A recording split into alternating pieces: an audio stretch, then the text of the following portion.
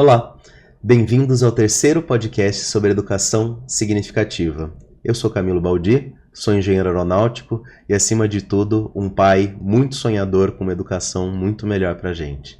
Hoje, de novo, eu estou aqui com a Paula Oric, minha parceira de vida, diretora da Escola Prima, e como a gente comentou no último podcast, a gente está recebendo a Érica Vita, essa pessoa maravilhosa que cruzou os nossos caminhos e a gente está com uma parceria tão bonita. Eu queria convidar a gente começar a conversar hoje, você contando quem é a Érica Vita, o que é educação para você, e se possível, Paula, que você vá complementando e falando como que essa relação surgiu, como que essa relação começou. Bom, eu agradeço muito o convite. Para mim é uma alegria muito grande estar aqui com vocês, como sempre, né? Não só nesse momento, mas em tantos outros que nós estamos vivendo. Bom, a Érica é uma apaixonada pela educação, né? Comecei a minha paixão há muito tempo, através das artes, da música, e eu encontrei na infância, na criança, uma possibilidade muito genuína no desenvolvimento artístico. E a partir daí o meu sonho foi ser professora, e eu tive a grande satisfação de poder trabalhar da educação infantil até o ensino superior. E aí sim, né, cada fase dessa criança, cada fase dessa adolescência, na formação de professores. Então é isso, acho que eu tive realmente a oportunidade de fazer uma relação muito bonita entre a prática e a teoria, que acho que isso é um grande diferencial para quem quer entender educação. Legal. Conta pra gente um pouquinho mais dos lugares que você trabalhou, das experiências sim. que você teve, porque você chegou aqui na Prima e mudou muita coisa e trouxe muita bagagem pra gente. Ajuda a gente a entender de onde veio toda essa bagagem. Bom, eu começo na escola pública, né? Graças a Deus, acho que a escola pública tem muito a contribuir, acho que a gente precisa investir nisso também.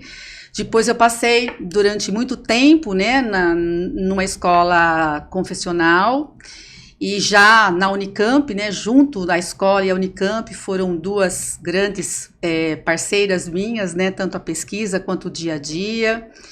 E esse meu envolvimento com a universidade e com a escola pública e privada foi então me dando, né, um caminho no qual eu tinha uma visão de mundo melhor, não só para a minha vida, mas em especial para as crianças que passavam por mim.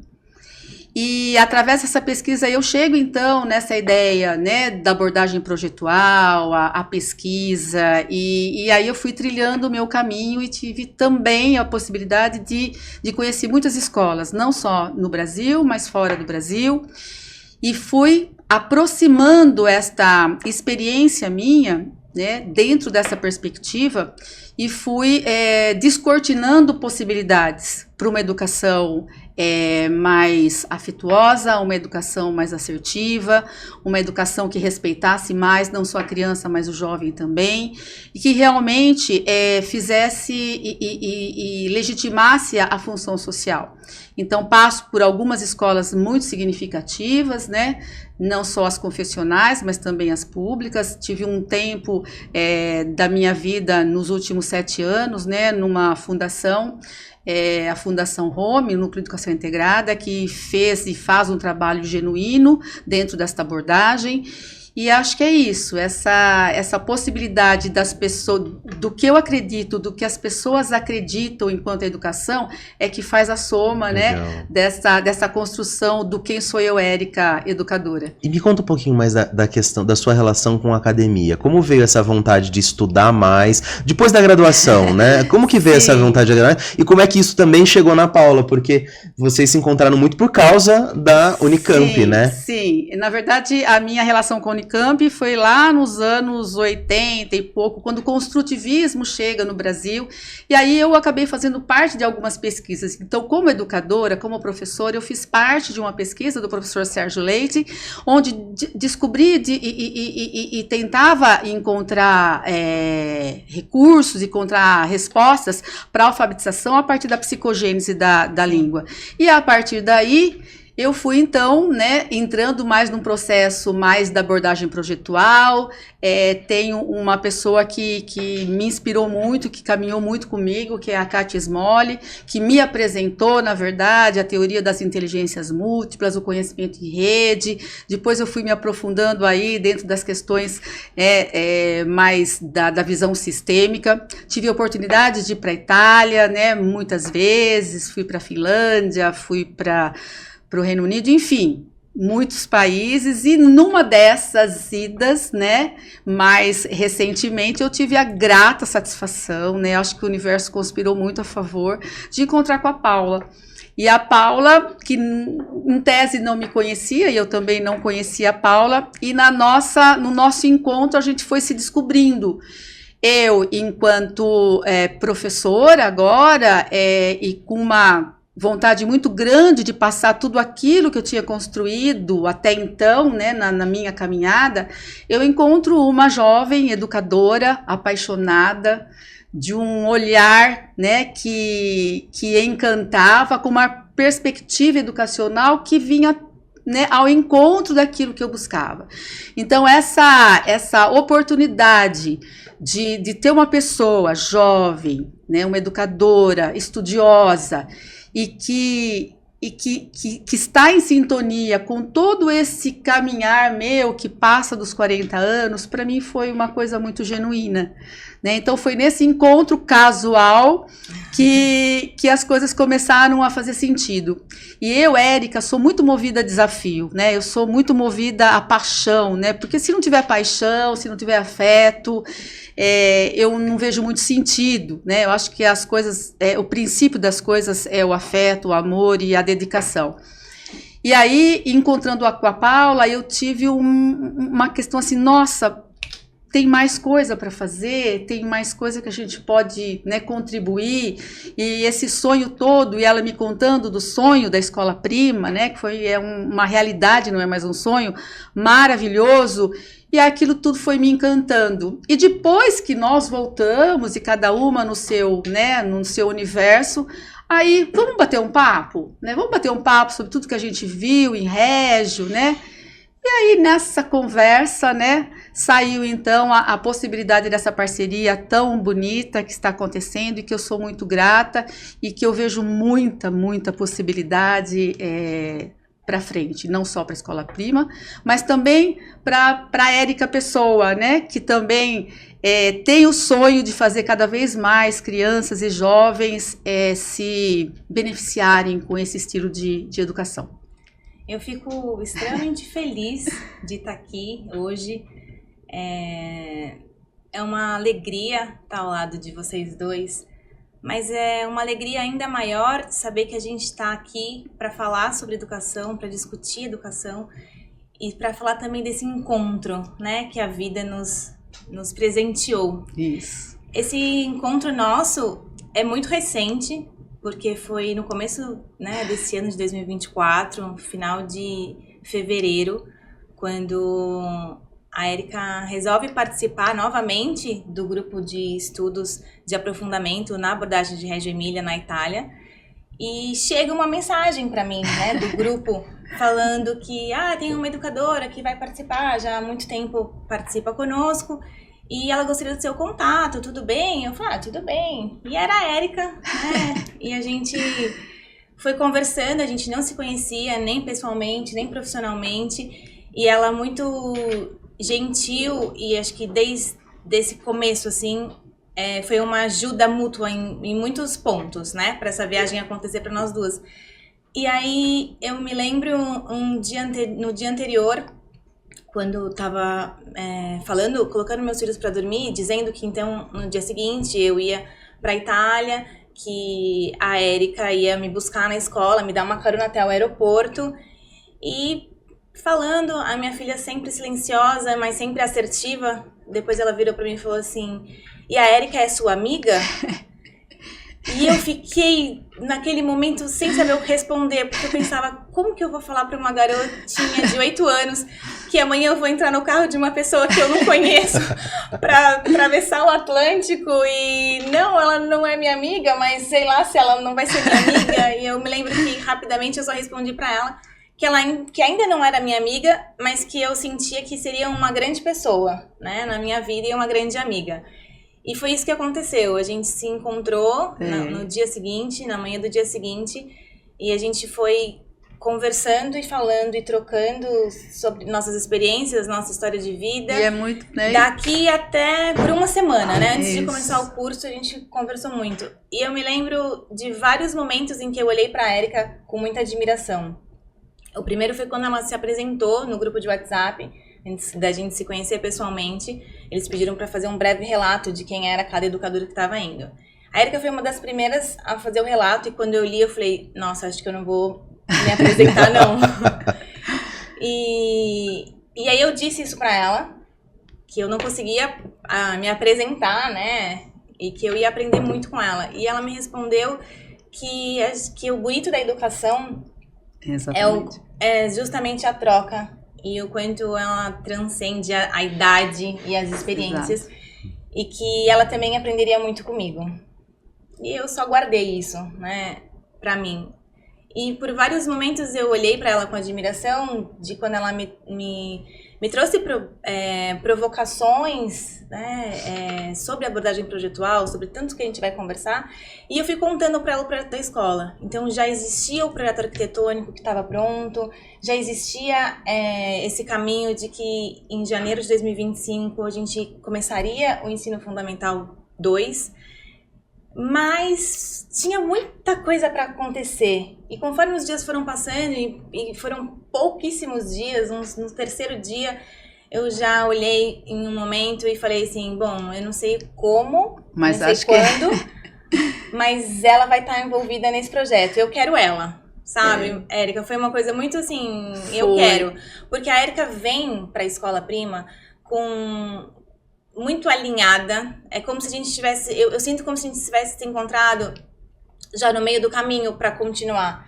Então, muitas coisas a gente não precisou conversar, alinhar, a gente já se ajeitar, entende pelo olhar, pelo pensamento. Exato. Então, é como se a gente segurasse uma na mão da outra e a gente continuasse uma caminhada. E é isso que eu sinto. E a Érica vem para dar um acalento de que as coisas vão dar certo, que ela já trabalhou isso, que ela já viu isso na prática, que a gente não tá inventando uma nova roda, mas ela traz isso de como a gente tá fazendo, e a gente tem feito. Sim. Né? E o que eu ia complementar só é assim, é pouco tempo, mas parece que é uma eternidade, sabe? É muito interessante isso, porque acho que parece que a gente já se conversa, e nas nossas conversas, parece que a gente já se conhece, sim, porque o pensamento, muitos anos, né? Então isso flui. É muito interessante mesmo. Então eu queria que vocês me contassem um pouco mais sobre esses pensamentos que são coincidentes. O que é que incomoda vocês? Onde vocês veem as oportunidades da educação? Como que vocês estão vendo essa educação no mundo, essas tendências, o que está acontecendo, o que a gente tem no Brasil e essas oportunidades? Eu sei que é uma pergunta muito complexa e é um tema muito complexo, mas assim, eu entendo que vocês trocam muito sobre isso e concordam muito sobre isso. Eu queria transparência nisso. Qual é esse incômodo que a gente tem hoje com a educação? Por que faz sentido a gente estar aqui sentado discutindo isso? Olha, eu vou dizer uma coisa para você, Camilo. Desde que eu iniciei, né, lá nos anos 80, 90, esse assunto é latente. Então, assim, isso não é um assunto novo, né? É um assunto de décadas. Só que no Brasil, especialmente, isso demora muito para chegar. Então, hoje, com as questões, né, da contemporaneidade, isso está muito mais latente do que estava há 40 anos atrás. Mas isso já se falava, né, dessas tendências. Para você ter uma ideia, o relatório de Jacques Delors, que é dos anos 93, se não me engano, ele já apontava os 4 pilares para a educação do século XXI, porque a gente já inicia esse processo de que educação é essa para o século XXI, para o templo do século XXI. O que são os 4 pilares de educação? E por que isso é diferente do que a gente tem na cabeça? Porque lá no relatório, né, nos anos 90, esse relatório surge justamente para apontar para a educação que tipo de rumo a educação deveria né, tomar. E quando eles citam os 4, eles vão falar do aprender a aprender, do aprender a fazer, do aprender a ser e do aprender a conviver. Então pensa, esses pilares, eles estão muito presentes hoje. E foram datados de muito tempo atrás, né? Se a gente for analisar, é bastante tempo nessa discussão, sabe? Então, esses pilares, eles foram dando um norte para que o que a educação e o jovem, a criança, precisaria ter a oportunidade de desenvolver na escola, porque já se falava muito isso. E hoje, hoje isso está explodindo, né? E isso é mundial, são tendências mundiais. Então, quando você fala do aprender a aprender e aprender a fazer, é você trazer esse conhecimento da escola para as práticas da escola, para ter sentido, para ele encontrar naquilo que ele conhece, que ele desenvolve, oportunidades de resolução de problema. Por exemplo, essa questão do ser e do conviver nunca foi tão solicitado à humanidade, as questões socioemocionais, certo? Principalmente pós-pandemia. E isso era uma questão que a escola pouco tocava, ou quase nada, né? E ainda muitas escolas não tocam, porque é um campo meio minado, né? Você trabalhar com emoções, né? Com jovens, com crianças. E isso é fundamental. Hoje a gente já fala de uma educação 5.0. E o que é uma educação 5.0? É aquela que o ser humano vai ter que lidar, sim, com todas as tecnologias, seus benefícios ou malefícios, mas ele vai ter que ter uma condição emocional muito desenvolvida para lidar com tudo isso, né? A questão das incertezas, as questões dessa urgência que o ser humano tem vivido para tudo.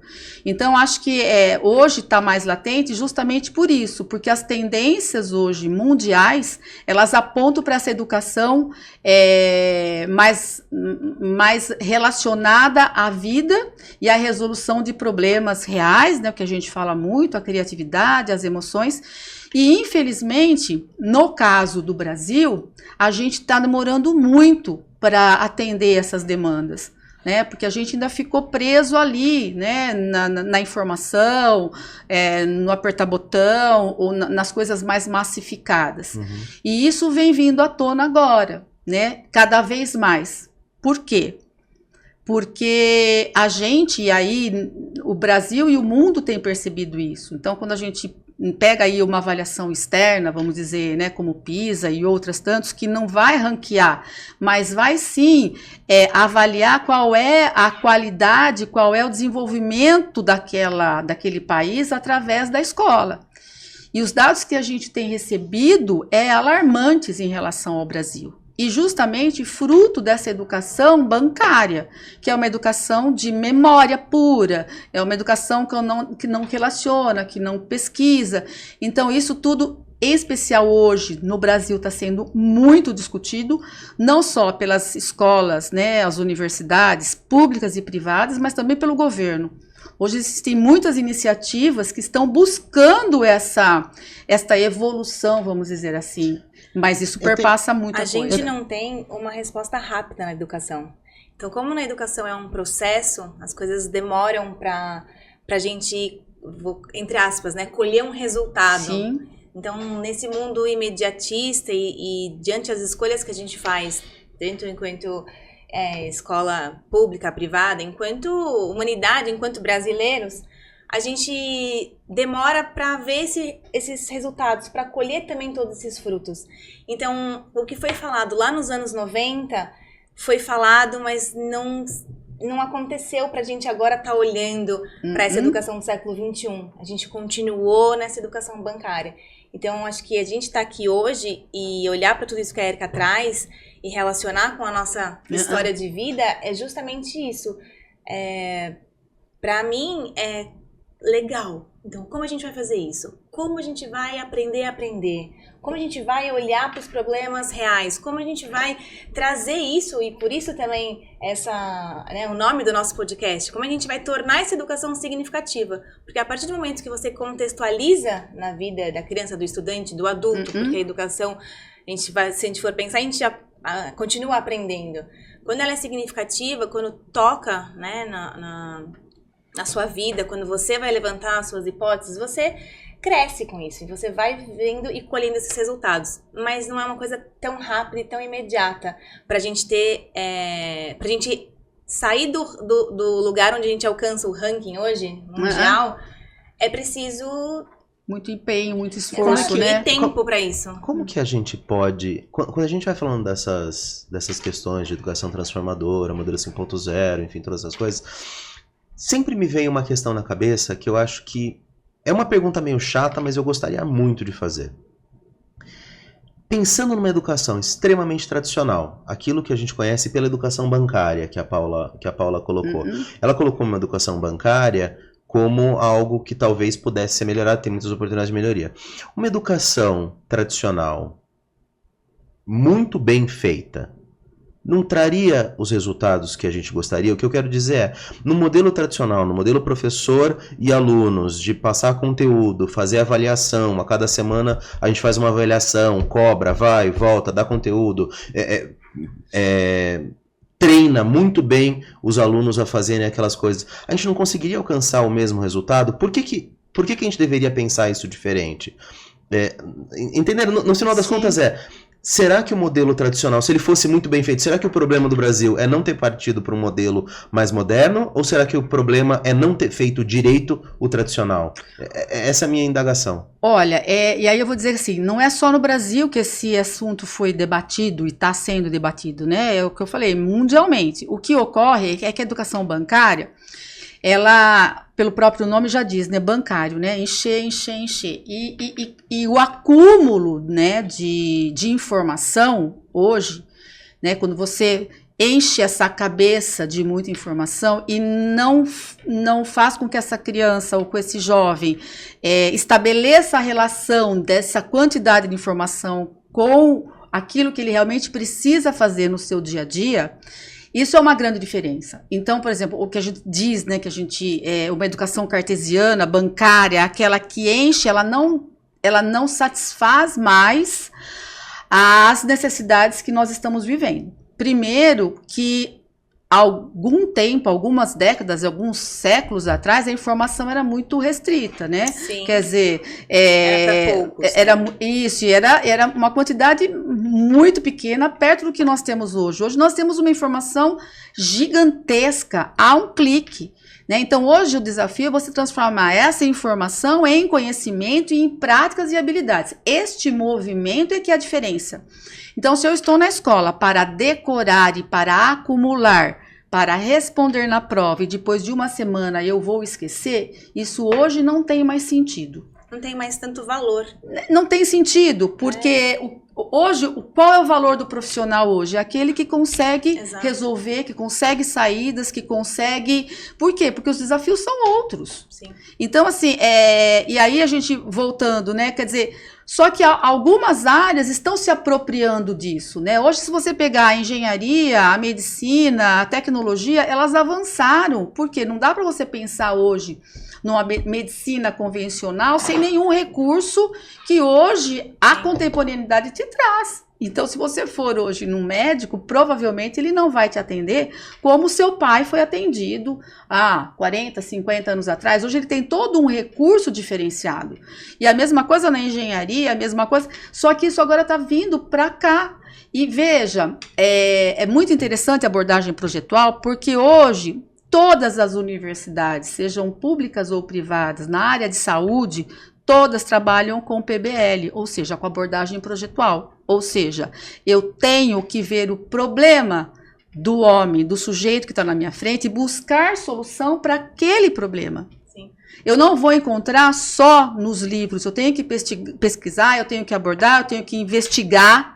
A palavra investigação, ela faz todo sentido, porque numa escola tradicional, vamos dizer, né, tradicional que a gente diz bancária, informativa, essa palavra investigação, ela quase não aparece. Em que momentos, e aí a gente pode perguntar, né, para todo mundo, qual momento foi bom da sua escolaridade? Justamente foi naquela feira de ciências, foi naqueles momentos que você realmente vivenciou o conhecimento, que você fez um passeio legal. Agora, se a gente for pensar qual foi, você se lembra, né, do conteúdo, sei lá, ou da informação que estava lá contida E isso vai por uma memória só recente que não trouxe significado. Por quê? Porque ele não investigou, porque ele não associou aquilo, porque aquilo não fez sentido. Quando a aprendizagem significativa é isso, né? Quando não tem sentido, quando ele não sabe o que ele vai fazer com aquilo, provavelmente ele vai. Então você é um engenheiro aeronáutico, quer dizer, tudo vai fazer muito mais sentido para você profissionalmente quando você vê, né, quando você consegue. É claro, gente, isso não pode deixar de falar, que é claro que o conhecimento, o objeto de conhecimento, ele é importantíssimo. Sim. Mas é o objeto de conhecimento que me leva ao desenvolvimento da habilidade e competência. Né? Então não é a soma do conteúdo que vai me fazer melhor, mais ou menos inteligente. Sim. E sim a forma como eu lido com isso, que é a educação para a compreensão. Que acho que é importante, a gente não vai jogar fora toda a história da educação e da nem humanidade. Deve, é claro. Né? Então acho que essa escola tradicional, bancária, ela foi muito importante para a função que ela surgiu. Sim. Então a gente precisava de uma educação que atingisse um número maior de pessoas, né? Que essas pessoas tivessem capacidade de ser mais produtivas, né? Em determinado momento, em determinada fase nossa histórica de revolução industrial e tudo mais.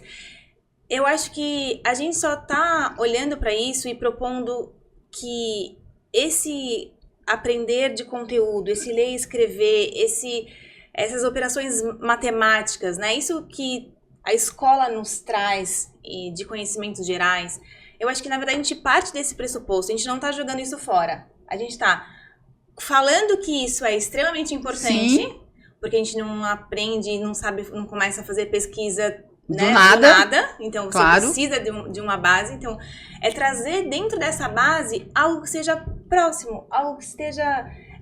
não é no sentido de fácil acesso, mas que toque, né? Que a gente provoque para que a aprendizagem também aconteça realmente e não fique só no âmbito de decorar. E muitos de nós, a gente sabe coisas que a gente decorou e esqueceu ao longo do tempo, esqueceu, né? Ou porque que a gente sabe, mas a gente não sabe a função daquilo.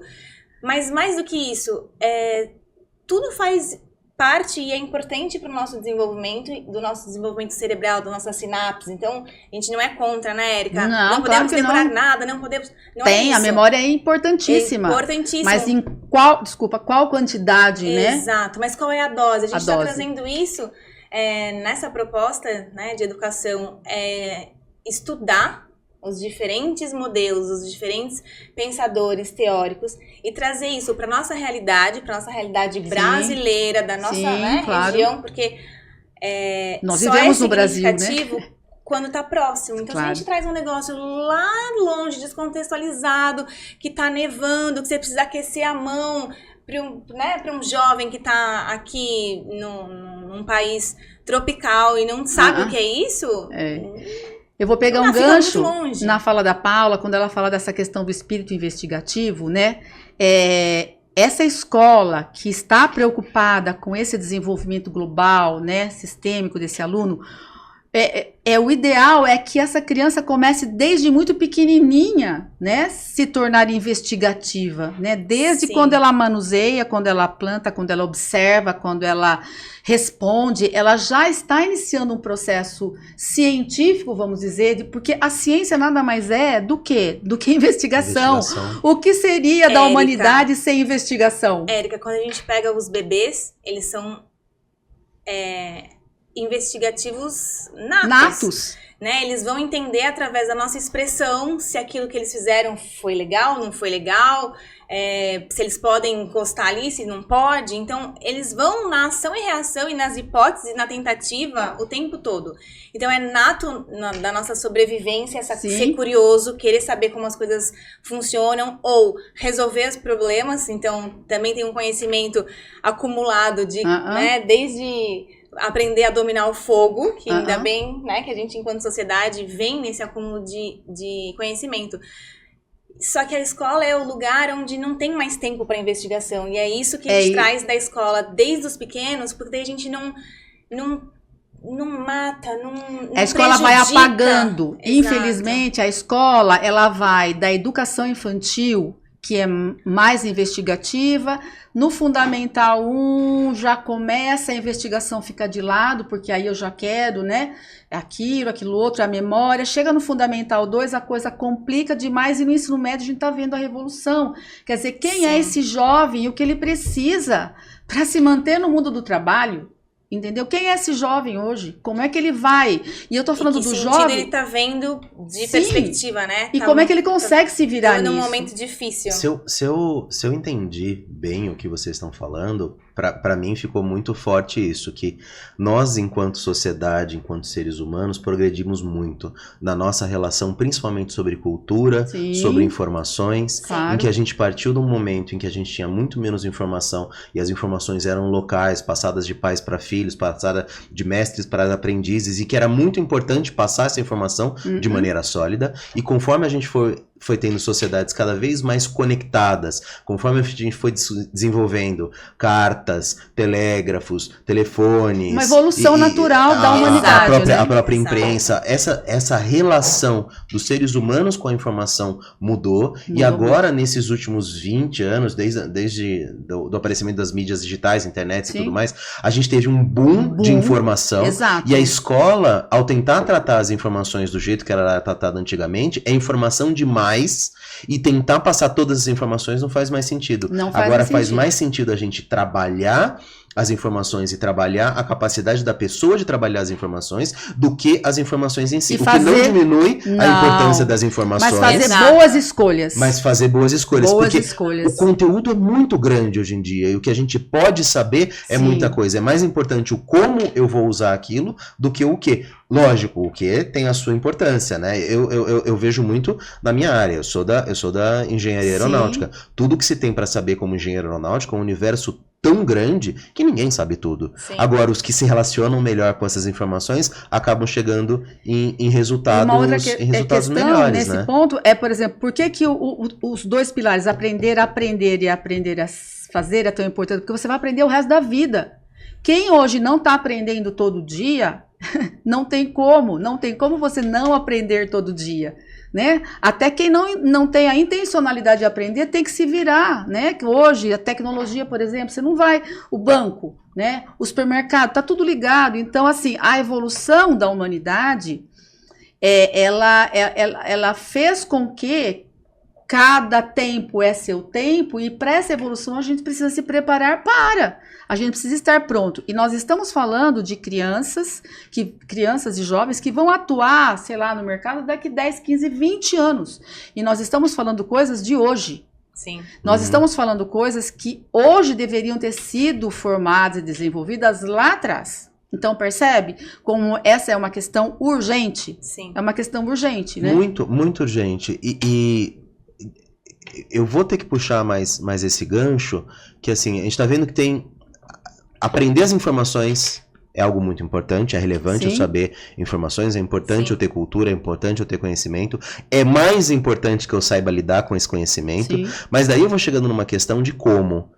Como que a gente traz isso? Porque a minha educação sempre foi em carteiras enfileiradas, salas quadradas, lousa na frente, professor falando coisas, eu aprendendo coisas, pesquisando nos livros. Como é que esses espaços de educação se transformam para poder propiciar isso que vocês estão falando? Eu colocaria num primeiro ponto, trazendo o que a Érica estava dizendo, das profissões e desse mercado de trabalho daqui 20 anos. Né? Então, muitas coisas a gente não sabe o que vai acontecer. Quais profissões vão deixar de existir e quantas outras vão surgir. Vão surgir, exato. O fato é que isso vai acontecer como já acontece ao longo da história. Então, não é uma questão de ter medo, mas é uma questão de olhar para frente e não é ser visionário, é só ser realista. Então, hoje em dia, se a gente pegar uma grande empresa ou um pequeno negócio, existe uma grande dificuldade na comunicação entre as pessoas. Então, o RH de todas as empresas está ali, né, com N questões, porque gerenciar esses conflitos, gerenciar pessoas diferentes, de educações diferentes, com histórias de vidas diferentes, não é simples, né? Não é simples educar uma criança dentro de uma família e conforme a gente vai abrindo, isso vai Sim. sendo mais difícil. Então, acho que o primeiro ponto que eu queria trazer é isso. A gente não sabe para onde a gente vai, mas existem muitos indícios. Sim. E eu acho que... Haverá sinais, como diz o outro. haverá sinais. E acho que um desses sinais é esse trabalho em grupo, é resolver problemas, e os problemas eles são cada vez mais complexos, e é muito difícil você resolver sozinho. Então, quem que vai sozinho resolver o problema da fome no mundo? O problema das questões climáticas? Então, são temas muito grandes, ou mesmo um avanço de uma tecnologia. Quem que dentro de um desenvolvimento de software trabalha único, exclusivamente sozinho e é só a ideia daquela pessoa? É isso que eu ia falar, mesmo coisas muito menores, a gente Muito tem que resolver esses problemas sim, em grupo, sim. né? E aí, o meu ponto é, a escola na qual a gente conhece e a gente estudou, é aquela escola que você faz sozinho. Sim. Não pode copiar a minha Não lição. pode copiar. Olha a nuca do outro. Você não pode, né, colar, você tira a sua prova. E Colaboração tá certo, zero. Né? Mas você... Eu entendo, a gente vai entrar em avaliação, daí eu volto nessa questão, Ok. tá bom? Pra não deixar, só pra não ter mais, pra treinar esse raciocínio. Então, eu acho que é o seguinte, a gente tem ali um lugar que a gente trabalha sempre muito sozinho, Uhum. muito individual, muito individual, muito individual. E aí, a gente um dia descobre que a O gente mundo não é- vive sozinho. Que a gente vive num mundo que é absolutamente coletivo. Eu posso dirigir muito bem e a pessoa do meu lado bater Sim. no meu carro. Eu posso, né, cuidar do meu lixo e cuidar das minhas coisas e o meu vizinho queimar o lixo dele. Então a gente respira o mesmo ar, a gente está no mesmo mundo. Eu posso pensar nas questões de consumo e todo o meu bairro não pensar e a gente tá Sim. jogando esse plástico e tudo isso. Então, acho Conscientização que nesse coletiva, né? equilíbrio de conscientização coletiva é algo que a escola não traz.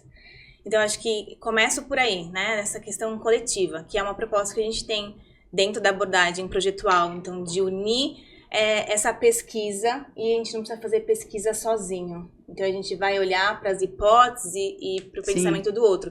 E a dificuldade de você ter 9 anos, ou 13 anos, ou 16 17 anos, anos, ou 5 anos, e trabalhar num pequeno grupo, que não é sempre você que vai falar. Não é sempre que a sua ideia vai prevalecer. Sim. Então, você aprende a negociar e a escutar também desde cedo. Competências então, essenciais. Um papel importante da escola e que a maneira como a escola foi construída e o mecanismo que ela é até hoje, ela não favorece isso. Uhum. Então, acho que esse é um Esse ponto espaço, muito esse importante. espaço mais egoísta que privilegia os espaços pessoais, as carteiras individuais, as relações individuais, é algo que é Eu acho importante, que mas não não é precisa ser unicamente só isso. importante. Eu acho Os que trabalhos em grupo, as mesas coletivas, as outras questões são as importantes. escolas, Equilíbrio, né? as escolas foram sendo estruturadas dentro deste molde, né, durante a história, E parece né? que ficou como único. E ficou como único. Então eu tenho salas, eu tenho carteiras, eu tenho a lousa na frente, né, que é o professor que dita as Exato. regras e o aluno tá lá, é o o único professor é que tem a formato. informação. Isso. E aí o que acontece? Este modelo, ele vai sendo também questionado, né? Sim. Quer dizer, não é este formato. E aí também não é de hoje, né? A gente tem Aí a gente modelos volta lá de- nos a mestres gente- que você mesmo mencionou, né? aí Quem a eram gente- os mestres que tinham os seus aprendizes. Exato. E que muitas vezes isso e a expressão, né, de quando o aprendiz supera o mestre. Porque é isso, você tá ali resolvendo um problema ou aprendendo e o conhecimento ele vai sendo... E os espaços, eles vão se transformando. Eles Exato. deveriam estar se transformando. Então, a Exato. gente também tem tendências mundiais e no Brasil, né? A Escola Prima é um exemplo disso, de como esse espaço vai tomando um corpo, ele vai tendo sentido. Assim como o conteúdo, o conhecimento vai tendo sentido para essa criança, para esse jovem, o espaço também, porque daí são espaços mais interativos, são espaços onde as crianças caminham. De aprendizagem são coletiva. Acho que aprendizagens coletivas, aprendizagens individuais, Individuais. mas que me possibilita isso. Sim. O professor, ele é... Depois a gente também vai falar dessa questão da formação, né? Mas o professor não é mais aquele que fica em cima da cátedra, né? Nós tínhamos até um o palco, né? Em que ele ficava. Não, ele está ali porque ele é mediador, ele está instigando, ele está problematizando. Então, tudo muda, E né? acho que o bonito da pesquisa e do projeto é você terminar um trimestre, terminar uma parte do projeto, terminar em que todo mundo aprendeu, todo mundo evoluiu, todo mundo saiu de um pensamento inicial e foi evoluindo. Inclusive esse professor, que não precisa saber absolutamente tudo, porque ninguém sabe Ele vai tudo. construindo, E hoje, se a gente não tem essa proximidade, esse professor dentro dessa relação, esse estudante vai entrar no YouTube e existem muitas aulas muito melhor que aquele próprio professor consegue dar. Porque o discurso, né, o diálogo tem essa troca de respeito, de eu tô aqui com você, eu me importo com você e a gente vai resolver isso juntos. E a questão do desparedamento, né? A escola sempre foi emparedada, né? Quer dizer, conhecimento era só dentro da escola. E a gente descobriu que a gente não aprende só na escola. Dentro da sala de aula da escola, não é só na escola, né? A gente descobriu isso. Que bom que a gente não aprende só na escola, porque já pensou se a gente aprendesse só lá? E aí a gente descobre, né, e a gente vai dando tom para isso, que a gente aprende fora da escola, e muito, desparedando essa escola, conhecendo a natureza, os espaços, a sociedade, o museu, a própria cidade, ou outras tantas questões que o conhecimento ele é vivo, o conhecimento não está fechado dentro só de um livro. E aí a gente vai falar também de livro. Nós temos vários autores que falam do mesmo tema. Qual deles se aproxima mais do assunto? Sim. Qual deles é a verdade absoluta? A gente viu na ciência, nas descobertas, quantas teorias foram sendo modificadas ao longo do tempo. Então a gente percebe que a gente precisa o quê? Tá fora, tá pesquisando, tá recebendo, até para questionar um conhecimento e uma pesquisa. E ressignificar também. Então nós tivemos aí, né, agora, pandemia. Como a ciência, né, trouxe tão rapidamente algumas questões, porque o mundo pensou junto, né? O mundo pensou, porque todo mundo tinha o quê? Que buscar uma solução. Para um problema real. Para um problema real. Que estava matando muita gente. E aí a gente descobre muitas questões. É claro que a gente tem prós e contras, sem entrar no mérito, mas a gente precisa ressaltar a importância da ciência. Né? E a ciência descobriu, sim, não só a vacina, mas em todas as questões, através da investigação. E claro, pesquisou o fulano, o autor que pesquisou lá, mas o que ele avançou? Da gripe espanhola à Covid, quais foram os avanços? A gente descobriu lá que era lavar as mãos. Eles começamos a descobrir que a partir disso já era uma grande coisa. Então, o que a gente descobriu lá? Qual foi as coisas boas e as coisas ruins que nós tivemos como herança e como a gente conseguiu agora no desafio atual, que na verdade tudo parou. Exato. E nós estávamos preparados para parar? O mundo parou. E a diferença, o tempo, né, da história entre a gripe espanhola e a pandemia e todo o conhecimento que aconteceu nesses dois períodos, o quanto a gente evoluiu enquanto humanidade. E aí sempre eu faço essa crítica, né? E a escola?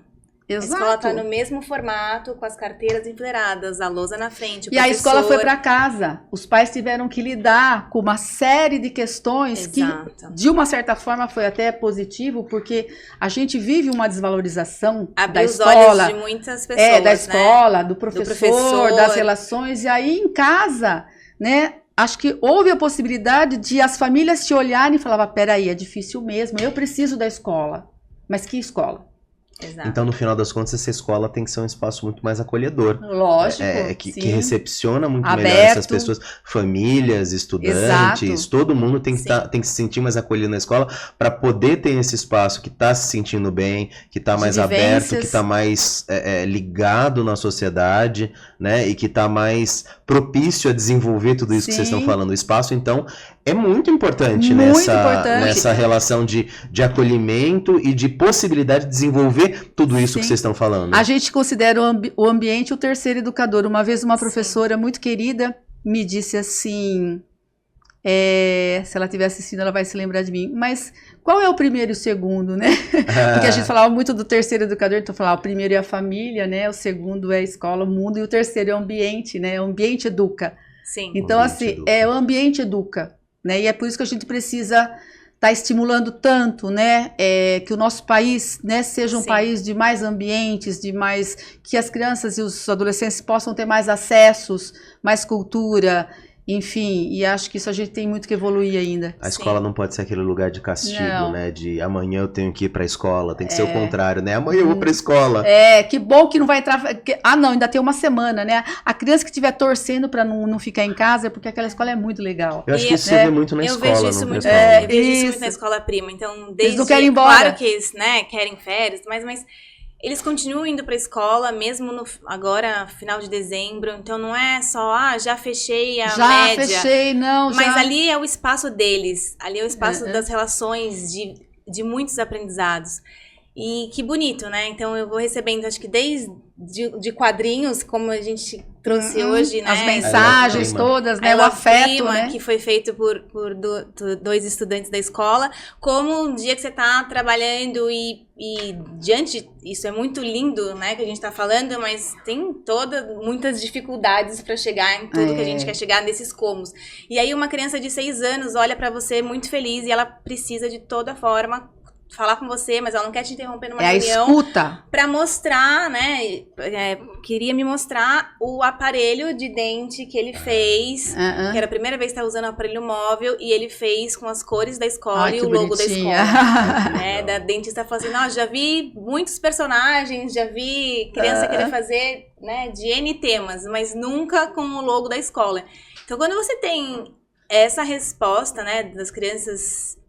Você fala, é sobre isso, como eles se sentem pertencentes, acolhidos, respeitados, e como de fato todos os dias a gente acorda para fazer a melhor educação para elas e para o mundo, porque acho que esse também é um propósito nosso, né? De a gente fazer como ondas. Essa questão da escuta, ela é um diferencial muito grande na escola, na história da escola e da educação, viu, Camilo? Que também é um ponto, né? Porque nós não fomos... A escola, ela não escutava, ela não se atentava. É assim, acabou. Faça desse jeito, faça daquele, né? Hoje, a escola, ela tem mais espaços de escuta. Ela tem mais espaços de lidar com umas questões que são extremamente importantes. Mas antigamente não tinha?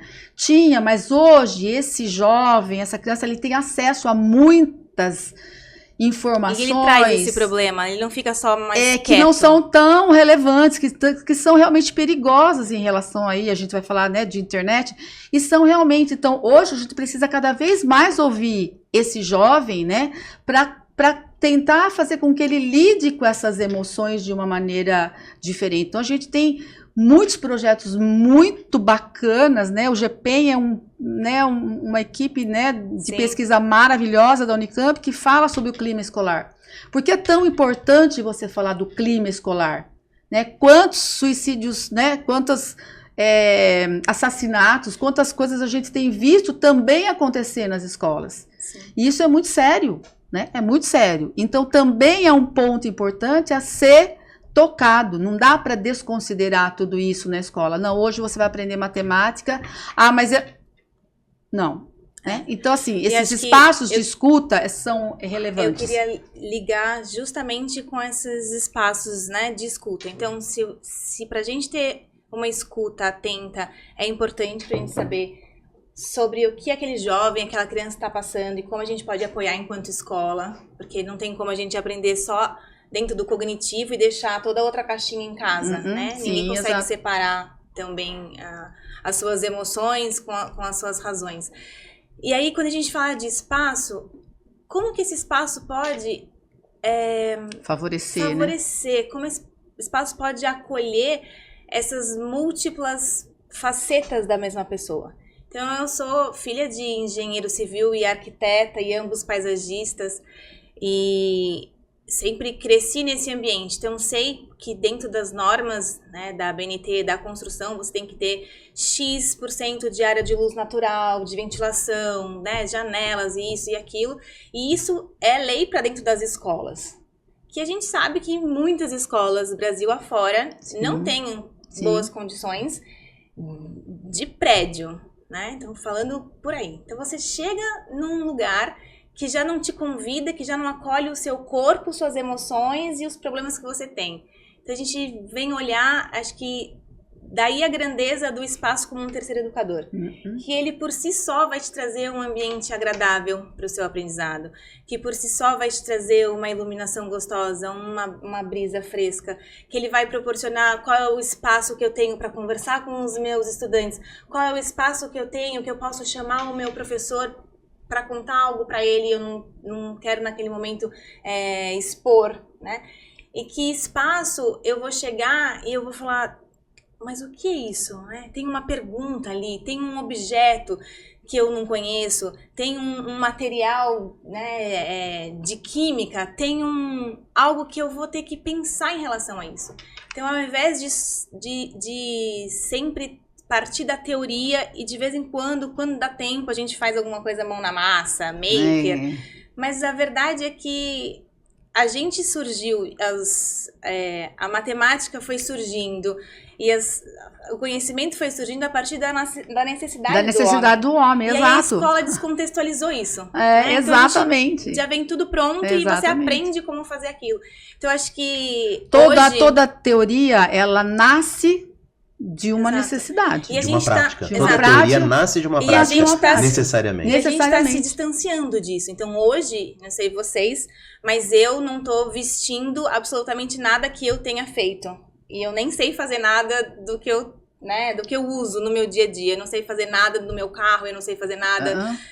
E a gente vai perdendo isso. Que nem tudo dá pra gente saber, né? Nem mas tudo a dá mais gente pra vai uma única pessoa fazer um lápis. Mas é importante a gente não pode não saber fazer nada com as nossas próprias mãos, né? Que é tudo pronto, tudo eu compro, tudo eu... Então, eu acho que saber fazer também te faz trazer o problema de falar... Prática tem que voltar pra escola. Como que eu faço isso? Como que eu resolvo isso? Então, se um dia a gente partiu para o mar nas grandes navegações, é porque teve um grande problema. Pensar em N questões e a gente... É esse conhecimento acumulado que a gente vem conversando ao longo desse podcast, que a gente traz enquanto sociedade. Então, hoje, existe um conhecimento acumulado muito grande em relação à educação. De muitos anos de estudo, de pesquisa, de lugares no Brasil e no mundo que mostram que é possível fazer diferente da educação tradicional. E muita gente já fazendo isso, né? Tem muita gente fazendo. E acho que... Mas é difícil... precisa romper com muitos paradigmas. Então, existe também uma coragem de falar, ok, é difícil, mas a gente vai fazer isso? É necessário. É necessário. E daí, na minha cabeça, eu não consigo fazer outro link, porque a gente está falando muito aqui dos espaços, em como esses espaços são educadores, em como eu gero dúvidas, eu gero perguntas, eu gero a vontade de aprender por causa do espaço. Mas, a gente tem um livro aqui, do Stephen Hawking, um livro que eu gosto muito, O Universo Uma Caixa de Nós. E quando a gente começa a falar de espaço, eu não consigo parar de pensar no tempo. Quanto tempo eu preciso para fazer tudo isso? Porque tempo e espaço, para mim, física, eu tô vindo do meu universo, tá absolutamente conjunto. Para educação, o tempo e o espaço é uma coisa só também. E quanto tempo a gente precisa para isso? Nossa... Tempo para efetivar isso, você diz? O tempo para isso, porque eu tenho um espaço, mas quando a gente fala, a escola tem que escutar os estudantes. A gente escuta os estudantes no mesmo tempo em que a gente consegue passar uma aula sobre... Excelente pergunta, Camilo, porque assim... Se não fica muito sonhador, né? Sim. Não, nós temos, claro, tudo isso na prática. Como é que isso acontece na prática? Então, nós temos... as formas de fazer são diferentes, mas nós temos uma legislação, então nós temos aí, né, a Base Nacional Comum Curricular, que organiza todo o conhecimento do Brasil todo, nas séries específicas, nos anos específicos, temos aí a reforma do ensino médio, então nós temos um caminho a seguir. Ok? Então eu tenho um caminho, não dá para fazer tudo do sonho, não, eu tenho um caminho, eu tenho conhecimentos, habilidades e competências que cada um precisa aprender na idade convencional. Então isso é fato. Agora, como eu vou transformar isso, né, esses conhecimentos, essas habilidades... Esses marcos do desenvolvimento também são importantes para esse conhecimento, né? Exato. Agora, como eu organizo isso, de que forma? É acumulando? Não, então eu tenho que pegar aquela base de conhecimentos que estão organizados tudo bem, de uma maneira hierárquica por conta do desenvolvimento da criança. Então, eu organizo aquilo de uma forma diferenciada. O quê? Propiciando, e isso está na base comum curricular, a resolução de problema, os desafios. Então, eu vou trazendo. E junto com isso, eu vou abrindo as possibilidades dos espaços. Então, espaços mais abertos, espaços que as áreas se conectam. Então, não precisa ser tudo separado, tudo engavetado, né? Então, português não dialoga com matemática, que não agora, dialoga com é claro geografia. que eu preciso ter uma dimensão do tempo e do espaço, né? Então, vamos dar um exemplo. Primeiro ano, vamos dizer assim, primeiro ano do ensino fundamental. Ele tem lá 10 meses na escola, 200 dias letivos, 800 horas. Naquele tempo, né? Eu preciso fazer o possível, né? Proporcionar àquela criança o quê? E aí nós temos vários objetivos e metas para aquela série. A alfabetização, a questão, né, da conservação numérica, da questão da álgebra, da matemática, das ciências. Mas tudo isso dentro daquele espaço. Então eu preciso. Agora, tem que ser camisa de força? Não. Eu posso levar isso nas séries, né? Então, eu tenho sim uma organização curricular, eu tenho sim tempos e espaços, eu tenho, porque eu tenho que ter. Porque senão eu vou fazer, eu vou fazer uma casa. Em quanto tempo? Sim. Sei lá. Não. 100 anos. 100 anos? Não. Mas eu acho que depende também muito de como você vai trabalhar. Você vai fazer a casa trabalhando só às tardes? Né? Você vai trabalhar 2 horas por dia? É exatamente isso que eu queria dizer. Quebrando esses paradigmas, entendendo muitos problemas da educação para transformar nesse como, a gente vem sugerindo e a gente tem colocado dentro da nossa grade curricular um aumento das horas.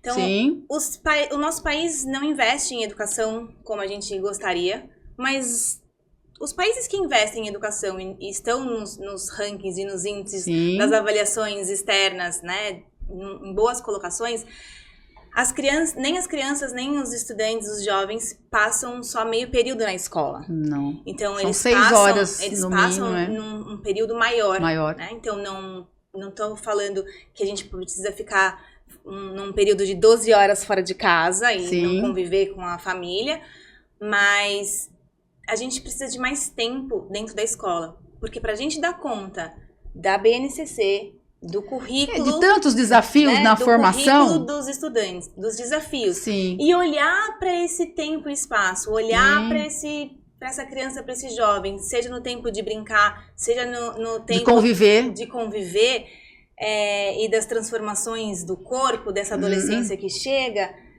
os conflitos que acontecem desde as mordidas da educação infantil aos conflitos dos mais jovens, sérios, né? que muitas vezes chegam e resultam em tragédias. Sim.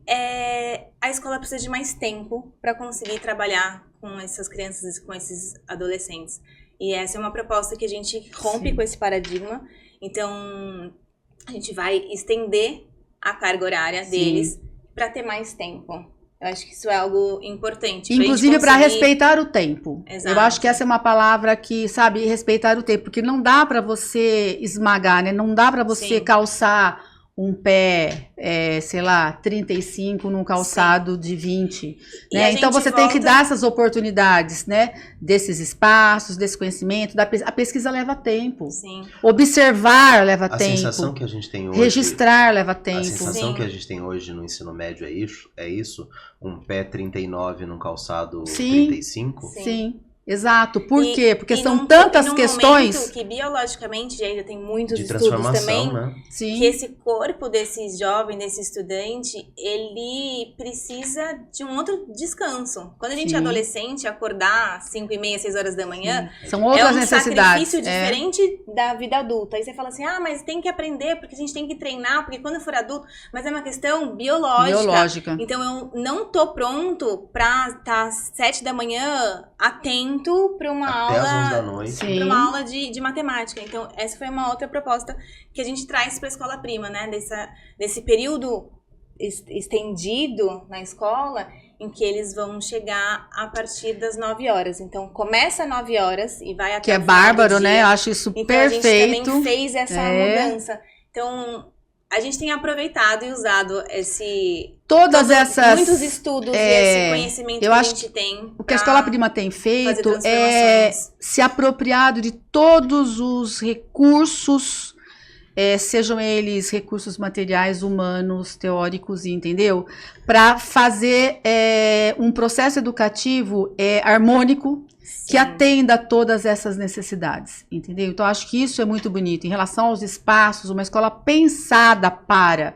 Né? Normalmente o que a gente vê são adaptações. Não, a Escola Prima pensou no espaço para esta educação. Está formando os professores para esta educação. A família muito próxima, então as famílias a gente percebe muito. Eu tenho um convívio não tão grande, mas assim, às vezes que eu tive a oportunidade, são maravilhosas, porque elas me acenam assim, é isso que eu quero, é isso que eu estou vivendo.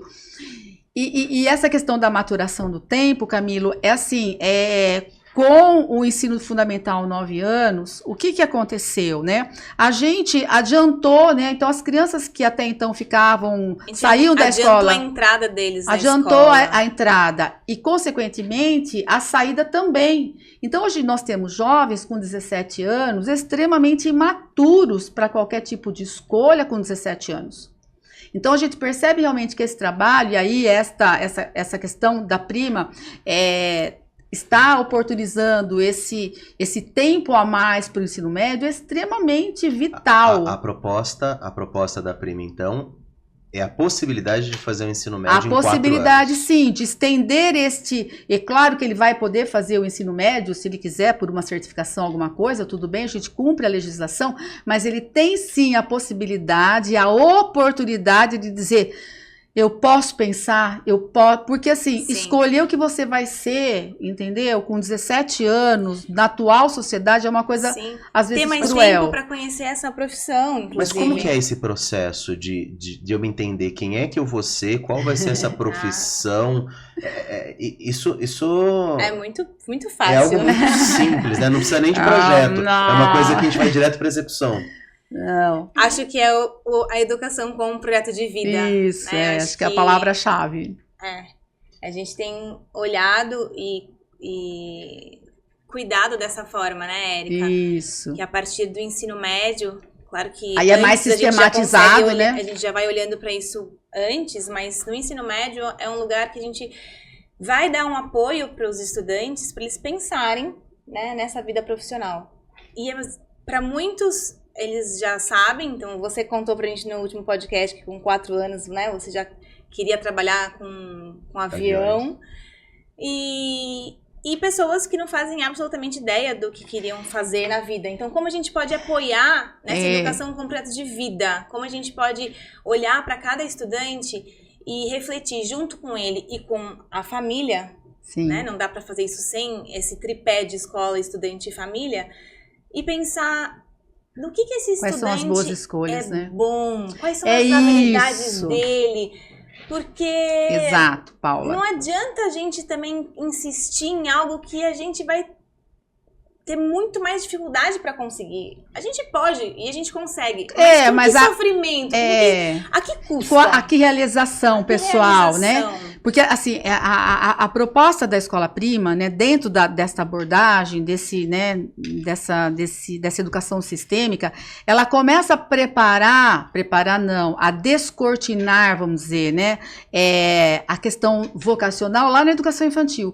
Quando você proporciona que essa criança utilize todas as linguagens e todas as inteligências, a gente pode falar do Gardner, né, que ele diz que o ser humano tem 8 inteligências, 8 competências, que pode ser melhor ou não em determinada área. Você é excelente, provavelmente, na lógico-matemática, na linguística, mas também pode não ser tão bom no corporal sinestésico. Então, quando essa escola proporciona ao longo da escolaridade desta criança e desse jovem, ele se descobrir no que eu sou bom, o que eu gosto de fazer, o que eu faço melhor do que o outro, porque eu posso ser muito bom de bola e o outro não consegue.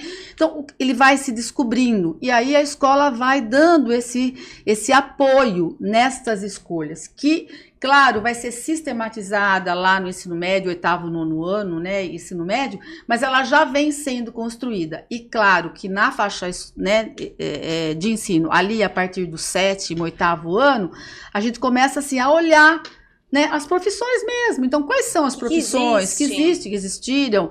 Analisa isso no tempo, no espaço. O que eu faço é bom, não é? Ouve, vai ver em loco, traz o profissional para a escola, trabalha com o autoconhecimento, trabalha com o conhecimento do grupo. Enfim, é um projeto bastante sistêmico, entendeu?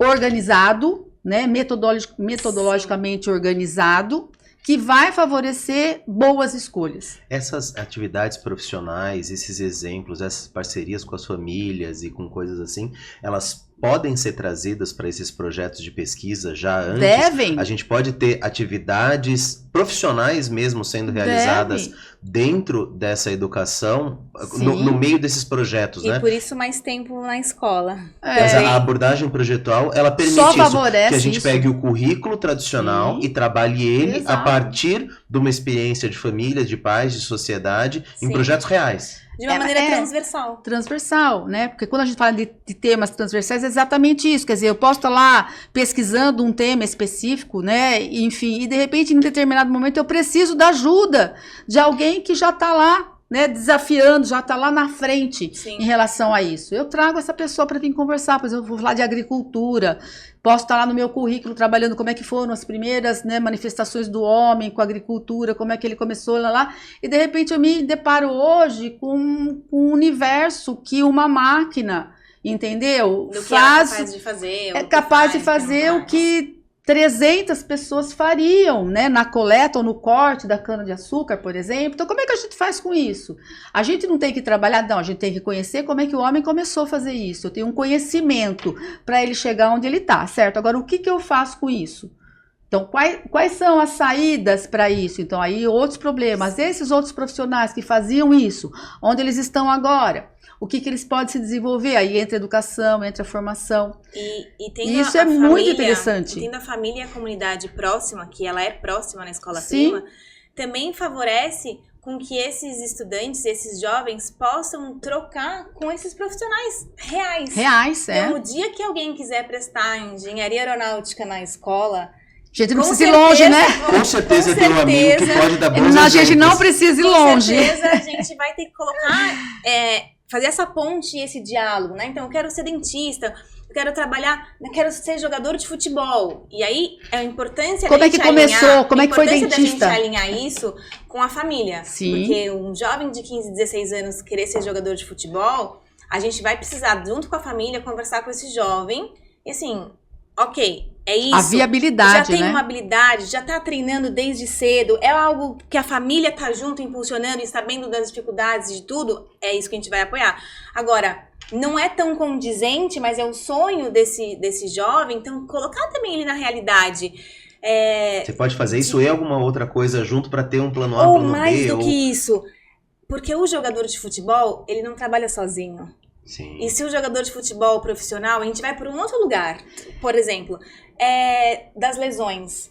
Então, às vezes eu posso ser um ortopedista mais especializado no osso do sei lá o que, do tornozelo que o jogador... Que então, é muito assim, exigido dos jogadores. Então, às vezes você se especializa e você vai ser um excelente médico e vai operar e vai se especializar em jogadores. E talvez quando você tá lá apaixonado pelo futebol enquanto criança, você nem sabe que isso existe, mas né, você aprende que isso existe. Ou você é o fisioterapeuta, né? Ou você é um nutricionista que vai saber que se naquele complemento, suplemento... Então tem uma rede de apoio enorme, né? N outras questões. Ou eu vou desenvolver na minha confecção da minha família uma também. roupa que vai ser... Então, acho que é você usar da sua paixão e as oportunidades. Do seu hobby para oportunidades, mas entender e não esquecer do sonho. Então, acho que, exato. O sonho mas é aumentar isso, apoiar isso junto com a família. Eu tenho uma experiência, esse é um grande papel da escola. Eu tenho uma experiência muito interessante, né, que eu passei, né, falo que a gente, né, teve oportunidades com o César Cielo. Né, o César Cielo, né, medalhista, e todo mundo conhece César Cielo. César Cielo era aluno do Colégio Salesiano Dom Bosco na 2ª série. E claro, como uma escola, né, na época convencional, todas aquelas atividades, e a mãe veio para mim e falou, Érica, ele nada muito bem, só que ele precisa treinar todo dia, eu não sei o que eu faço, entendeu? E aí naquela conversa com ela, a gente descobriu tantas possibilidades, né, até de repente dela mudar a escola, a carga horária, os espaços. Por quê? Porque ele precisava treinar. Para favorecer Para favorecer. Então, se eu não tivesse dado essa abertura, essas possibilidades, né, para esta família que estava lá, olha, ou ele vem e fica aqui na escola o dia inteiro, ou ele vai treinar, porque ele precisa treinar todo dia. E graças a Deus, ele foi treinar todo dia. E temos um exemplo para milhões de brasileiros, e hoje ele faz tantas mil coisas tão bem, não é? E que a escola teve o seu papel. Isso é absolutamente maravilhoso. E eu, graças a Deus, tive a oportunidade de viver isso, porque eu conversei, e a mãe é professora de educação física, inclusive. E ela vinha com essa angústia, e ela falou, não, Érica, né? Hoje é o Sérgio Cielo. O projeto de vida não pode ser exclusivo do estudante, não pode ser exclusivo da escola para colocar no mural e no outdoor da propaganda. Quando ele é nesse apoio, nesse tripé, que é o que a Escola Prima acredita, a gente vai conseguir apoiar. A escola pode falar, não, isso vai ser passageiro, ele tem que fazer. Não, a escola precisa ser sensível para tentar. Mas se a gente vai apoiar esse projeto tão grande, se a gente tem a iniciativa da abordagem projetual, de aprender as coisas por meio de exemplos mais práticos, contextualizados e tudo mais, como é que eu, enquanto pai, enquanto família, ou mesmo enquanto estudante, como é que eu posso perceber que eu estou indo no caminho certo? O que eu quero dizer é, como é que fica a avaliação em torno de tudo isso? Porque assim, para mim era muito claro no meu processo de aprendizagem que eu fazia uma prova, acertei as 10 questões de física, eu sei 10 de física, ok, estou bem na física. Quando a gente tem uma abordagem projetual, que eu estou trabalhando junto das famílias, que eu estou dentro de projeto de vida, que eu estou me importando tanto na minha relação em grupo, quanto na minha relação com os conteúdos, quanto na minha relação com as outras pessoas, com os mestres, com as famílias, como é que eu sei que eu estou no caminho certo? A primeira pergunta que a gente precisa fazer, né, para que serve a avaliação, né? Por que a gente é avaliado ou se avalia, né? Que é a avaliação? A avaliação é você, né, tentar perceber no que você se desenvolveu para aquilo ser uma lupa para melhoria. Exato. Né? Então, a avaliação, ela é lupa para você identificar naquilo que você pode melhorar. Quando a avaliação é dentro desta perspectiva, que você aí tem sim a avaliação do conceito, do processo, enfim. Agora, quando você tem uma avaliação que mede, você pesa tanto e o outro pesa tanto, aí não é uma avaliação, né? Porque se eu vou lá numa balança, então eu dei, sei lá, 10 quilos de conhecimento e você só absorveu 5, infelizmente você reprovou ou você ficou de recuperação. Então, não é bem assim, né? A gente não mede só aquilo, a gente mede outras questões extremamente importantes no processo. Porque senão é muito injusto, né? Quer dizer, eu meço aquilo que eu dei, é esta prova, é esta questão, eu decoro, eu respondo e acabou. Então, eu medi, acabou, não serve mais para nada. Não. Então, quando a avaliação ela é entendida como um processo de crescimento, e aí não só na escola, mas em tudo. Então, por exemplo, a avaliação 360 graus numa empresa, para que ela serve? Para correr atrás né, de quem não trabalhou, quem trabalha? Não, é para você ver se aquele sistema está caminhando bem e quais são os pontos de melhoria. Porque a avaliação vai me indicar que está bem ou não está bem em algum quesito. Para quê? Para eu melhorar. Uhum. Agora, se eu pego a avaliação dentro dessa perspectiva, que é só soma, errou, não acertou, tchau, sim, não tem sentido. E então, aí, é isso que a gente precisa... A nossa discussão, nós três discutimos muito sobre avaliação. Sim. Então, isso que você traz é absolutamente importante. E quando você fala que não é justo, né, eu muitas vezes respondo, tanto para os meus filhos quanto para os estudantes, que nem sempre a vida é justa. Sim. E vai estar ligado ao projeto de vida. Então, se você quer prestar engenharia aeronáutica, você tem que passar num vestibular altamente difícil, competitivo. Concorrido. Né? E... Que a prova é objetiva. A prova é objetiva. E se é isso que você quer, é isso que a gente vai ter que te apoiar a fazer. Exato. Né? Então, o conteúdo, esse conhecimento, ele vai ser abordado no projeto, na transversalidade, mas ele vai ser abordado. A escola Prima, então, avalia de maneira objetiva. Também. Ela avalia de duas formas, né? Então, acho que é isso que a gente vai conversar. ela precisa avaliar de uma forma objetiva, porque por mais que eu, Paula, não concorde, não ache justo o sistema nosso vestibular no Brasil. Mas ele acontece, ele está aí. É o que acontece. E não dá também, e eu falo isso nas visitas dos pais para a escola, não adianta eles também chegarem numa prova do Enem e acharem que eles vão sentar num pequeno grupo, como eles estão acostumados a trabalhar na escola prima, e vão discutir a questão 28. Isso não vai acontecer. Então, lá no Ensino Fundamental 2 e no Ensino Médio, também tem esses momentos objetivos de que não, a gente não pode copiar a prova do amigo. É uma avaliação individual. E que a gente precisa entender, porque sou eu comigo mesmo. Se é isso que eu quero, se é essa, né, faz parte da vida, eu moro no Brasil, é assim que eu tenho que fazer. Então, é isso que a gente tem que apoiar. E aí, esse meritocrática, né, exato. mesmo? E aí, esse não só, como a Érica traz, tão bonita dentro dessa filosofia do que é a avaliação. Porque a avaliação, como a gente conhece, é uma prova que se você tirou, né, 5, porque foi 5 que você... Ou naquele dia você não estava bem. Absorveu daquele peso. O que acontece? Essa nota é sua e só sua. O professor não é avaliado se a aula dele foi melhor, se ele poderia ter abordado de outra forma, se você não estava bem naquele dia. Se foi aquele dia que você não estava bem, exato. Coisas. A gente dificilmente tem a chance de fazer de novo, né? Ou já vai para recuperação. Ou, para mim, pior ainda, você vai bem nos dois trimestres, nos 3 primeiros bimestres, você fecha a sua média e você simplesmente não faz nada depois. Porque você não precisa mais daquela nota para passar. Então, o jovem também vai lidando conforme as regras que ele tem. E aí, o que a gente traz para a escola prima? Né? A gente traz uma avaliação de nota objetiva de 0 a 10. Então, a gente tem a média de 0 a 10. Só que para chegar na composição dessa média 10, existe sim o seu esforço dentro da avaliação, conceito, né? Das provas que você fez, os trabalhos que você entregou. Sim. Mas existe também uma autoavaliação. Sim. E acho que desde cedo a gente saber entender quem nós somos e como a gente pode melhorar. E se a gente realmente foi um 10, um 9, um 8...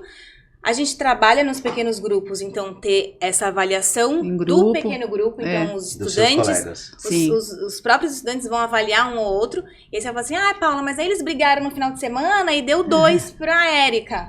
Então, mas aí o professor continua existindo. Né? Você tá falando disso em cada disciplina. Em cada disciplina. Cada área. Só que o professor continua existindo. Sim. Né? Então, ele vai mediar ali, viu? Mas por que você deu 2 para a Érica? Como é que foi isso? E, às vezes, no trabalho num grupo, esse estudante não foi bem naquela disciplina de matemática. Não fez um bom trabalho e talvez a nota dele fique essa mesma. E uma avaliação feita pelas famílias. Então, a família também avaliar esse estudante. Então, trazer essa família cada vez mais para dentro da escola, que traz muitos desafios, mas a gente acredita muito forte nisso, é essa família também entender, como que tá o meu filho em matemática? Porque eu tô vendo a dedicação dele. Eu vou ter que avaliar de 0 a 10 o meu filho, é isso? Eu vou ter que avaliar o meu filho. Quem é o meu filho na matemática? Não, dentro das questões quem é o meu filho que ele tem condição. Mas quem é o meu filho... No esforço para... quem é meu filho em casa, nesse mundo que a gente vive coletivo. Então, se dentro da escola a gente está pedindo, pedindo não, né? É um valor, a corresponsabilidade, que aquele espaço é coletivo, aquele espaço é de todo mundo. Se eu trabalho dentro da minha casa, com a minha família, né? Eu sou gentil de tirar um prato da mesa do meu pai, eu colaboro com as questões da casa... Eu também tô aprendendo a colaborar com o mundo e que eu não vivo sozinho no mundo. Mas eu não preciso, porque a gente tem funcionários. Ok. Mas acho que existe uma questão chamada viver em sociedade e a corresponsabilidade é importante. Então, essa avaliação dos pais também é legal, porque às vezes o pai tá dando 5 pro filho e é discrepante da autoavaliação, da avaliação dos colegas, que todo mundo tá enxergando como 8 e 9, ou vice-versa. Então, chamar esse pai... Você, como escola, faz uma avaliação da avaliação. Na verdade, são são avaliações mistas, né? Nós trabalhamos com a questão numérica e com a questão conceitual. Então, isso faz parte dentro parte dentro do combo, né? Vamos dizer assim. Da numérica. E aí existe também a conceitual. Existe também a conceitual. Então, aí o que eu tenho? Eu tenho uma junção de propósitos. E essa criança, ela vai ter a nota do conteúdo, do sistema, de 0 a 10, e o conceito. Então, eu posso, de repente, ser uma aluna 6A. Ou seja, eu 6, eu tive a certa dificuldade, mas de empenho, ela se esforçou pra caramba, ela teve... Exato. O número representa uma escala mais absoluta de absoluta, conhecimento, exato. e o conceito representa uma escala mais individual, de quanto eu me relacionei com aquele conceito e quanto eu me desenvolvi. Exato. Então eu posso ser um aluno, e daí eu tô dando exemplo próprio aqui, eu posso ser um aluno que foi 10, que acertei tudo, fiz tudo, mas eu não me esforcei nada. Isso pra mim foi muito fácil, eu nem não só não se esforçou, mas assim, como é que foi o seu comprometimento com os colegas, como é que foi o seu comportamento ético, sozinho. Enfim, né, entra toda uma questão... Eu poderia ser um aluno D também, 10D. Vai ser muito difícil, mas seria possível. Então, mas aí é complicado, porque aí a gente tá querendo pessoas melhores pro mundo, e aí a gente vai trabalhar essas questões também. Vai ser um sinal importante pros meus pais. Olha, ele tá indo super bem, mas ele não tá fazendo o que ele deveria fazer. E isso vai refletir também o projeto de vida. Então, você é um estudante 7A em matemática, então significa que você participou dos grupos de estudo, você fez as atividades, você estava comprometido, mas você tira 7. Então, o dia que você quiser fazer um vestibular, que você quiser passar no ITA... de matemática, você vai ter que estudar muito. A gente vai ter que olhar para isso e falar assim, olha, você tá se esforçando o máximo, então a gente vai ter que mudar a estratégia, a gente vai ter que repensar alguma coisa, porque... Você vai ter que fazer além do máximo, né? Com 7 em matemática... Você não entra. Não entra. Então, agora, é importante, e a gente consegue olhar essa nota como um todo, né? Agora, valorizar tem uma coisa... o esforço, valorizar essa pessoa... Mas ela também... Uma coisa muito legal é assim, gente. O sistema vai te pedir o 10 para entrar no ITA, sei lá. Vai te pedir, a gente vai garantir isso. Mas quando você for para o mercado de trabalho, ou mesmo se você for um profissional liberal, com certeza o conceito, porque as grandes multinacionais, o Vale do Silício, tá pagando ouro para quem tem A e não quem tem 10. Por quê? Porque isso é muito relevante hoje. Porque a gente consegue aprender, a gente consegue desenvolver. Pensando na sustentabilidade, pensando na comunidade local da sua empresa, pensando no... Então, hoje tá e aprender muito mais... o conteúdo, se você se esforçar, você vai lá. Mas valor, conhecimento, responsabilidade, a gente não aprende de um dia para outro, né? É um trabalho árduo. Se comunicar, comunicar suas ideias. São outras habilidades que deverão ser desenvolvidas ao longo da escolaridade e depois. Sim. Porque essas daí que são, né, o ouro moderno, desculpa, é o ouro moderno, é isso, essas coisas a gente não aprende, né, num único documento ou num único... Talvez um livro bom sim, né? Mas no único conteúdo ali. Você vai desenvolver isso ao longo da vida. Quanta coisa legal, porque assim...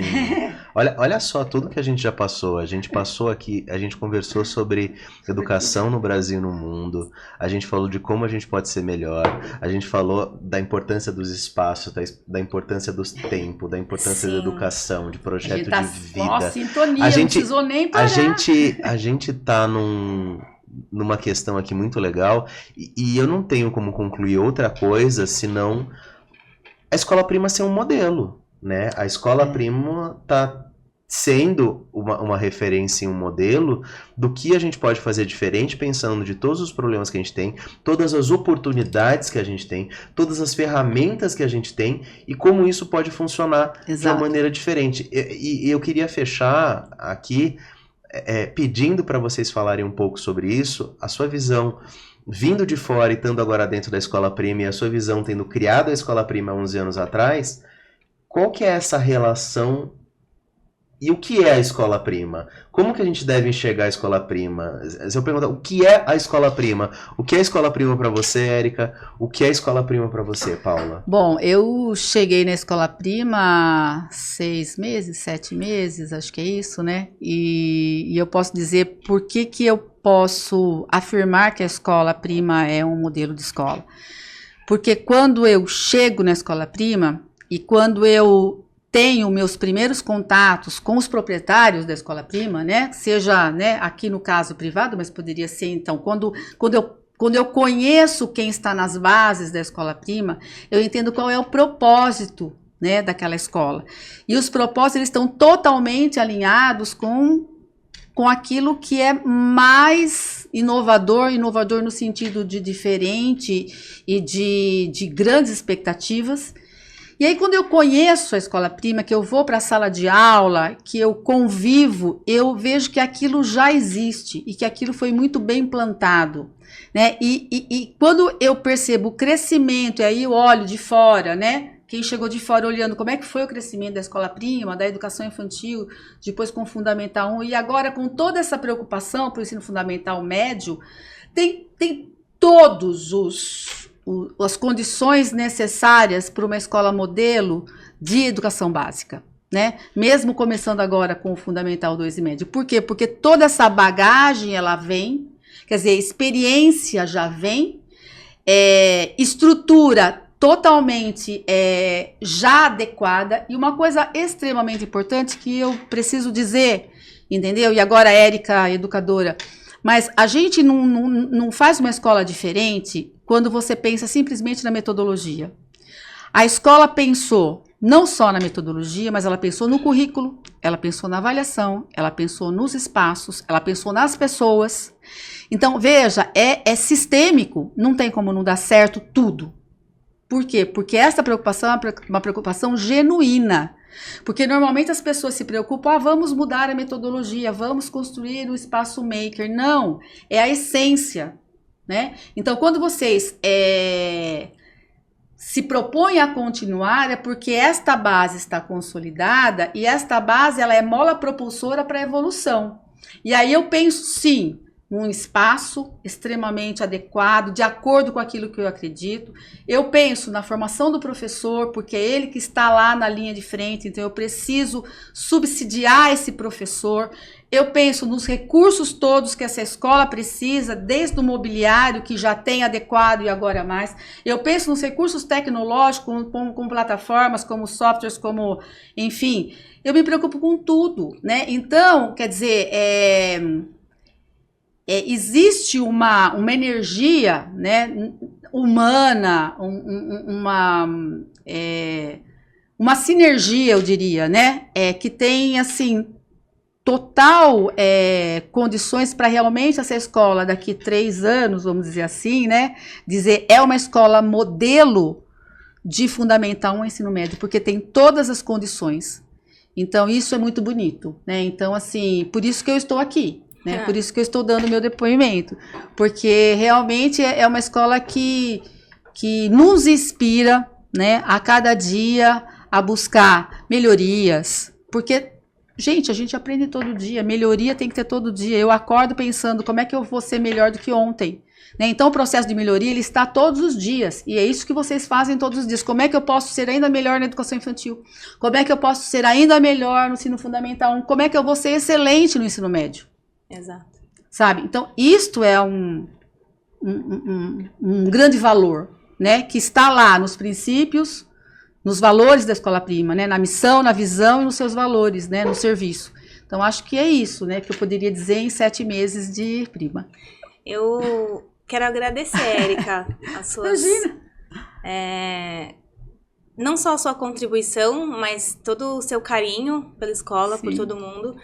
E acho que talvez isso tenha sido o nosso ponto de encontro. Acho que Eu falo há muitos anos que eu acordo todos os dias para fazer melhor. Exato. Eu não acordo, levanto, saio de casa para fazer mais ou menos. Então acho que isso É um que ponto você comum. fala agora vira um grande elo. E a Escola Prima, ela é o meu grande projeto de vida, né? Profissional e de vida.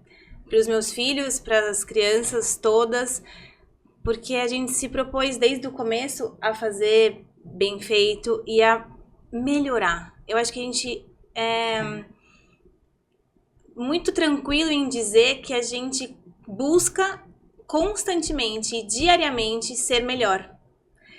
E a gente aprende muito com isso. Lógico. Então, todas as vezes que eu apresento a escola para uma família nova, eu aprendo. Todas as vezes que eu conheço um professor novo, eu aprendo. Cada vez que eu encontro uma dificuldade, né, e falo, tá bom, então como é que a gente vai quebrar esse paradigma? Então a gente não consegue agora, mas isso precisa de tanto. Então muitas coisas dentro do projeto, que é muito grande, às vezes ainda estão ali esperando o tempo, o espaço, a energia e o abraço.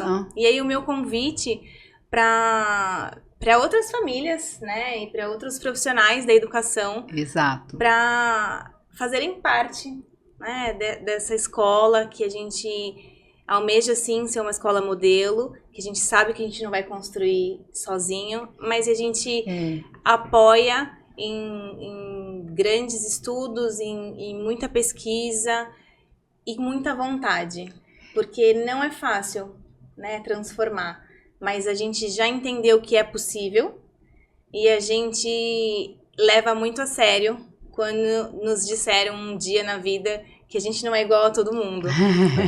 Então a gente você não segue, é todo mundo. Você não é todo mundo.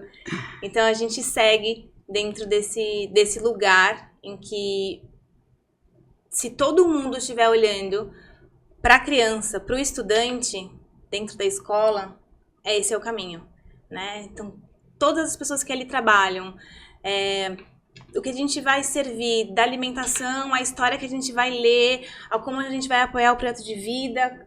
Se a gente estiver olhando e o nosso objetivo for o melhor para aquela criança, para aquele estudante, acho que esse é o caminho que a Escola Prima segue e persegue ao longo desses anos, né? E por mais que a gente esteja ampliando, crescendo, essa é uma essência importante que a gente vai levar.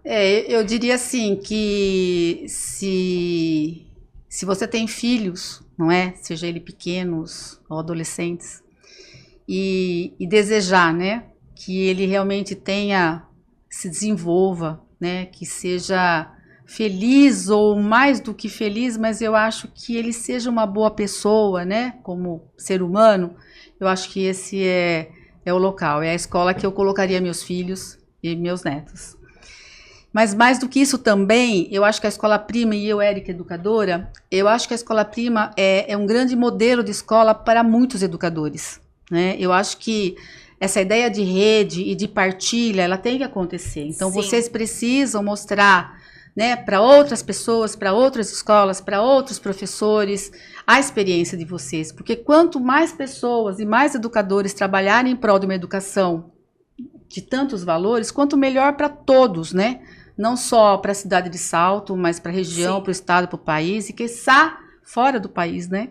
Então, eu acho que é isso. Eu acho que a gente tem que somar, né? Pessoas, acho que o universo, quando ele conspira a favor, é nesse sentido, né? Quando as pessoas desejam, né, desejam mudanças para melhor.